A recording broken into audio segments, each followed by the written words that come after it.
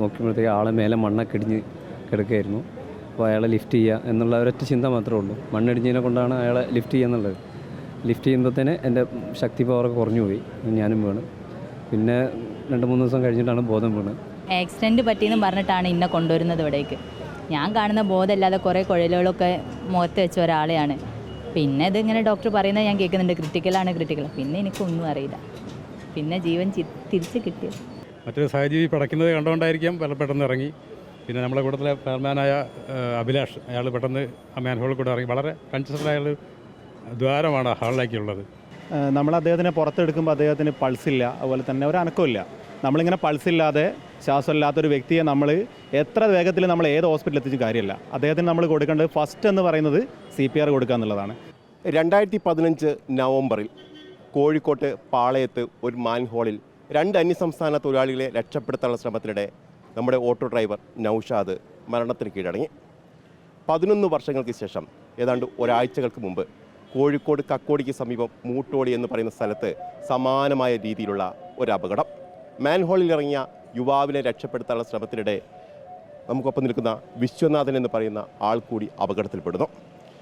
ഫയർഫോഴ്സും അതോടൊപ്പം തന്നെ നാട്ടുകാരും ചേർന്ന് അദ്ദേഹത്തെ ജീവൻ രക്ഷപ്പെടുത്തി ഇവിടെ എത്തിക്കുമ്പോൾ പോലും രക്ഷപ്പെട്ടു എന്ന് പറയാൻ കഴിയുന്ന ഒരു സാഹചര്യമല്ലായിരുന്നു എന്നുള്ളതാണ്.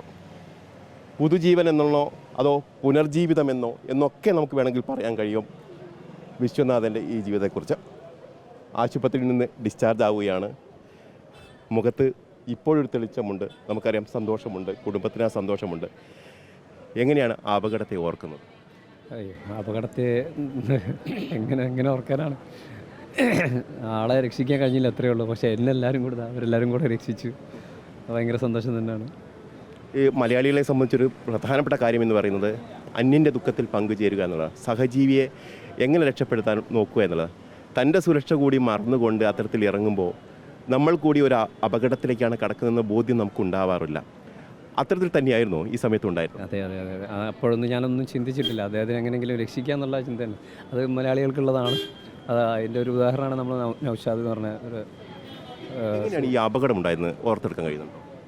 അപകടം ഉണ്ടായതെന്ന് പറഞ്ഞാൽ ഞാൻ ആളെ ലിഫ്റ്റ് ചെയ്ത് മുട്ടുമടക്കി അതുവരെ ഓർമ്മയുള്ളൂ. ബാക്കി അദ്ദേഹത്തിൻ്റെ അപ്പുറം ഞാൻ വീണെന്നാണ് മറ്റുള്ളവർ പറയുന്നത്. അതിൻ്റെ മുന്നുള്ളതൊക്കെ എല്ലാവർക്കും അറിയാം. ഞാൻ വന്ന് ഒരു 1/2 മണിക്കൂർ നോക്കുമ്പോഴത്തേക്ക് ആളെ മേലെ മണ്ണൊക്കെ ഇടിഞ്ഞ് കിടക്കുകയായിരുന്നു. അപ്പോൾ അയാളെ ലിഫ്റ്റ് ചെയ്യുക എന്നുള്ള ഒരൊറ്റ ചിന്ത മാത്രമേ ഉള്ളൂ. മണ്ണിടിഞ്ഞതിനെ കൊണ്ടാണ് അയാളെ ലിഫ്റ്റ് ചെയ്യുക എന്നുള്ളത്. ലിഫ്റ്റ് ചെയ്യുമ്പോഴത്തേന് എൻ്റെ ശക്തി പവറൊക്കെ കുറഞ്ഞു പോയി, ഞാനും വീണ്. പിന്നെ 2-3 ദിവസം കഴിഞ്ഞിട്ടാണ് ബോധം വീണ്. അപ്പോൾ ഇവരെല്ലാവരും കൂടി എന്നെ രക്ഷിച്ചു എന്നത്. അതായത് ആ കുഴിയിലേക്ക് നമ്മൾ വീണു. അതെ. പിന്നെ എന്തുണ്ടായെന്നുള്ള ഓർമ്മയില്ല. ഇനി എല്ലാം അറിയണം, കേട്ടറിയണം. ഇപ്പോൾ ഇവിടുന്ന് ഡിസ്ചാർജ് ആയി പോവുകയാണ്. ഇന്ന് എല്ലാത്തിനും കാര്യങ്ങൾ അറിയണം. ഭാഗ്യമായിരിക്കാം 3 കുട്ടികളാണുള്ളത്. ഇത് അവരുടെ ഭാര്യ കൂടി നമുക്കൊപ്പം ചേരുന്നുണ്ട്. എപ്പോഴാണ് ഈ അപകടത്തെക്കുറിച്ച് അറിയുന്നത്? ഞാനിപ്പോൾ കഴിഞ്ഞ 2 ദിവസം മുന്നെയാണ് ഇത് എന്താണെന്ന് അറിഞ്ഞത്. ഇവിടേക്ക് ഒരു ആക്സിഡൻറ്റ് പറ്റിയെന്ന് പറഞ്ഞിട്ടാണ് ഇന്നെ കൊണ്ടുവരുന്നത് ഇവിടേക്ക്. ഞാൻ കാണുന്ന ബോധമില്ലാതെ കുറേ കുഴലുകളൊക്കെ മുഖത്ത് വെച്ച ഒരാളെയാണ്. പിന്നെ ഇതിങ്ങനെ ഡോക്ടർ പറയുന്നത് ഞാൻ കേൾക്കുന്നുണ്ട്, ക്രിട്ടിക്കൽ. പിന്നെ എനിക്കൊന്നും അറിയില്ല. പിന്നെ ജീവൻ തിരിച്ച് കിട്ടിയത്. അപ്പോൾ യാഥാർത്ഥ്യത്തിൽ തിരിച്ചു വന്നോ? കുറച്ചൊക്കെ.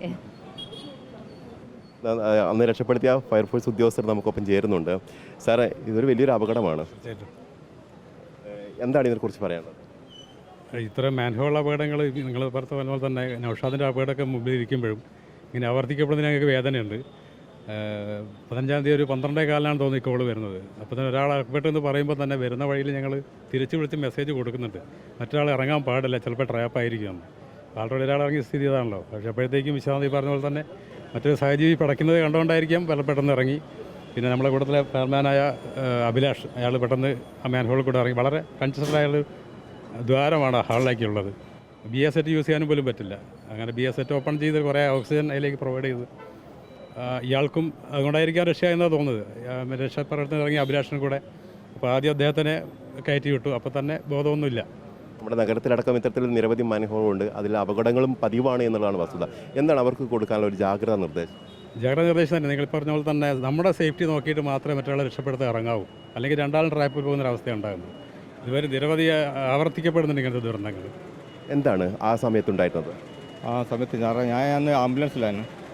അപ്പോൾ ഞാൻ കുറേ വാഹനങ്ങളൊക്കെ നിയന്ത്രിച്ചാണ് വേണ്ടേ പെട്ടെന്ന് ആംബുലൻസ് റെഡി ആകാൻ വേണ്ടിയിട്ട് അങ്ങനെ പെട്ടെന്ന് ആംബുലൻസിൽ പെട്ടെന്ന് ഇവിടെ എത്തിച്ചു. ഇതാ എൻ്റെ സുഹൃത്തു കൂടിയാണ്, മാനുവാണ്, ഫയർഫോഴ്സിലെ ഉദ്യോഗസ്ഥനാണ്. അദ്ദേഹമാണ് CPR നൽകിയത്. ആ ഒരു സമയത്ത് എങ്ങനെയാണ് കാണുന്നത്? നമ്മൾ അദ്ദേഹത്തിനെ പുറത്തെടുക്കുമ്പോൾ അദ്ദേഹത്തിന് പൾസില്ല, അതുപോലെ തന്നെ ഒരു അനക്കമില്ല. നമ്മളെടുത്ത് പുറത്തേക്ക് എടുത്ത് നമ്മൾ ആംബുലൻസ് കയറ്റുന്നു. അപ്പം ആദ്യത്തെ എടുത്ത വ്യക്തിയെ നമ്മൾ വേറൊരു ആംബുലൻസിൽ ഹോസ്പിറ്റലിലേക്ക് കൊണ്ടുപോയി. രണ്ടാമത്തെ നമ്മൾ ഡിപ്പാർട്ട്മെൻറ്റ് ആംബുലൻസിലാണ് അദ്ദേഹത്തിനെ കയറ്റുന്നത്. ആംബുലൻസ് കയറ്റിയ ഉടനെ നമുക്ക് CPR കൊടുക്കുക എന്നല്ലാതെ അവിടെ വേറൊരു ഓപ്ഷനില്ല. നമ്മളിങ്ങനെ പൾസില്ലാതെ ശ്വാസമില്ലാത്തൊരു വ്യക്തിയെ നമ്മൾ എത്ര വേഗത്തിൽ നമ്മൾ ഏത് ഹോസ്പിറ്റലിൽ എത്തിച്ചും കാര്യമില്ല. അദ്ദേഹത്തിന് നമ്മൾ കൊടുക്കേണ്ടത് ഫസ്റ്റ് എന്ന് പറയുന്നത് CPR കൊടുക്കുക എന്നുള്ളതാണ്. CPR കൊടുത്ത് അദ്ദേഹത്തിന് ശ്വാസം കിട്ടി, അദ്ദേഹം ശ്വസിച്ച് തുടങ്ങിയെന്ന് പറഞ്ഞാൽ പിന്നെ ആശുപത്രിയിൽ ഡോക്ടേഴ്സിന് എന്തും ചെയ്യാം.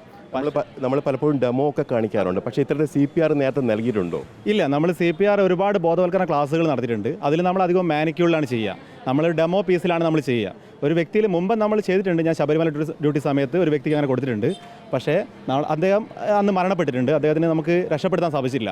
പക്ഷേ ഇന്നത്തത് നമുക്ക് എന്താ പറയുക, ഡിപ്പാർട്ട്മെൻറ്റിലും അതുപോലെ തന്നെ വ്യക്തിപരമായിട്ടും നമുക്ക് ഏറ്റവും സന്തോഷമുള്ള കാര്യമാണ്. കാരണം ഒരാൾ ജീവൻ രക്ഷിക്കാൻ ഇറങ്ങിയ ഒരാളാണ്, അദ്ദേഹത്തിന് ജീവൻ രക്ഷിക്കാൻ നമുക്കായി. നമ്മളെ സേവന മനോഭാവത്തോടെ നമ്മൾ പ്രവർത്തിക്കുന്നതാണ്, നമ്മളുടെ ഡ്യൂട്ടിയാണ്. പക്ഷേ എന്നിൽ കവിഞ്ഞും നമുക്ക് എന്താ ആ സമയത്ത് കൃത്യമായിട്ട് CPR, ഞാൻ മാത്രമല്ല, CPR ഒരു വ്യക്തിക്ക് ഒരുപാട് സമയം കൊടുക്കാൻ പറ്റുന്നൊരു കാര്യമല്ല. അതിന് പ്രാക്ടീസ് ആയിട്ടുള്ള എൻ്റെ സഹപ്രവർത്തകരായിട്ടുള്ള സതീഷ് സാറ്, അതുപോലെ തന്നെ ജിതിൻ ബാബു, അതുപോലെ തന്നെ കിരൺ നാരായണൻ, അങ്ങനെ ഒരു ടീമുണ്ടായിരുന്നു. ഒറ്റയ്ക്ക് ഒരിക്കലും നമുക്കൊരു CPR ഒരു വ്യക്തിക്ക് കൊടുത്ത് ഒരുപാട് നേരം അങ്ങനെ കൊടുക്കാൻ സാധിക്കില്ല. ഏതായാലും അപകടം നടന്ന ഉടൻ തന്നെ CPR നൽകാൻ കഴിഞ്ഞു എന്നതാണ്, പ്രാഥമിക ശുശ്രൂഷ അവിടെ തന്നെ നൽകാൻ കഴിഞ്ഞു എന്നുള്ളതാണ് വിശ്വനാഥനെ ജീവിതത്തിലേക്ക് തിരികെ കൊണ്ടുവരാൻ കഴിഞ്ഞത് എന്ന് തന്നെയാണ് ഫയർഫോഴ്സ് ഉദ്യോഗസ്ഥർ പറയുന്നത്.